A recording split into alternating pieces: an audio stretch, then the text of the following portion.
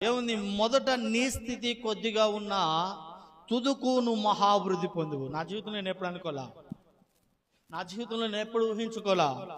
నా జీవితంలో ఒక వడ్లూరుపాలెం, వినకొండ, గుంటూరు ఈ చుట్టుపక్కల ప్రాంతమే నాకు తెలుసు. ఎంత తెలిస్తే మన రాష్ట్రంలో ఉన్న జిల్లాలు మాత్రమే తెలుసు. కానీ దేవుని యొక్క ఉద్దేశాలు మన పట్ల వేరుగా ఉంటాయి. ఆయన పట్ల జీవించే నమ్మకత్వాన్ని బట్టి, ఆయన పట్ల బ్రతికే యథార్థత ప్రవర్తన బట్టి, ఆయన పట్ల జీవించే ఆ యొక్క సంకల్పాన్ని బట్టి మనము ఊహించుకోలేకపోవచ్చు. కానీ మన జీవితాన్ని ఆయన మన గురించి గొప్పగా ఆలోచిస్తాడు. దేవునికి స్తోత్రం చెప్పండి. హల్లెలూయా, హల్లెలూయా. తీసివేసిన రాయి తలకేమవుతుంది? మూలరాయి అవుతుంది. ప్రద్దోని బిడ్డలారా, ప్రేమైన సంగమా, ఎందుకు పనికిరాడేమో, ఎందుకు వీడి జీవితం ఇంక అర్థమేమో అనుకున్న వారినే దేవుడు తెచ్చి ముందు నిలబెడతాడు. అవునా కదా? ప్రగడాల ప్రవీణ్ గారు మీ అందరికి తెలుసు, కడప వాళ్ళు అందరికి తెలుసు.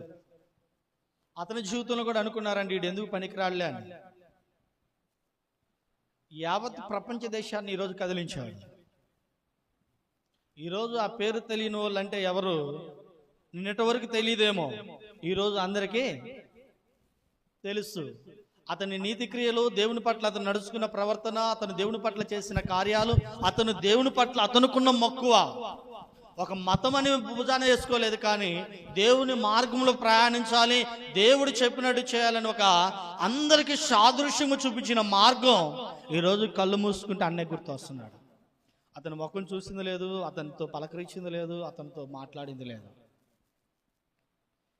ఈ సంవత్సరం ప్రారంభంలోనూ, పోయిన సంవత్సరం ఆఖరిలోనూ చూసా. అతని యొక్క డిబేట్ జరుగుతుంటే జేమ్స్ గారికి, వికే గారికి, వి ప్రసాద్ రెడ్డి గారికి ఇంటర్వ్యూ, వాళ్ళిద్దరికి డిబేట్ జరుగుతుంటే చూశాను. అప్పుడు ఆ ముఖం ఎక్కడో చూసినట్టుంది.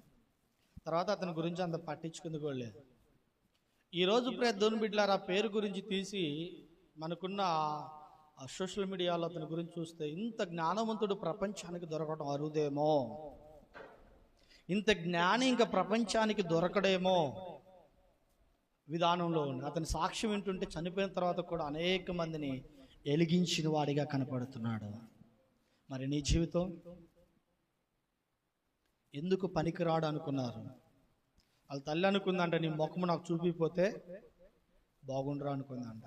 కానీ ప్రద్దోని బిడ్డలారా, ఈరోజు ఆ తల్లి కోసం తన ప్రసంగాలలో ఎక్కడ చూసినా తన తల్లి మాట లేకుండా ఉండదు. ఎందుకు మాటలు చూస్తున్నానంటే, మొదట నీ స్థితి కొద్దిగా ఉన్నా, నువ్వు నమ్ముకున్న దేవుని పట్ల నువ్వు చేయవలసిన క్రియలు, పద్ధతులు సరిగా ఉంటే, నేను చూపిస్తే ఇప్పుడు 4 విషయాలు నువ్వు పాటించగలిగితే, దేవుడు నీకు మించి నువ్వు ఆలోచించని స్థితిలో, ఉన్నతమైన స్థితిలోనికి దేవుడు నీకే అంతు చిక్కదు. నేనేనా అవును ప్రద్దోని బిడ్డ.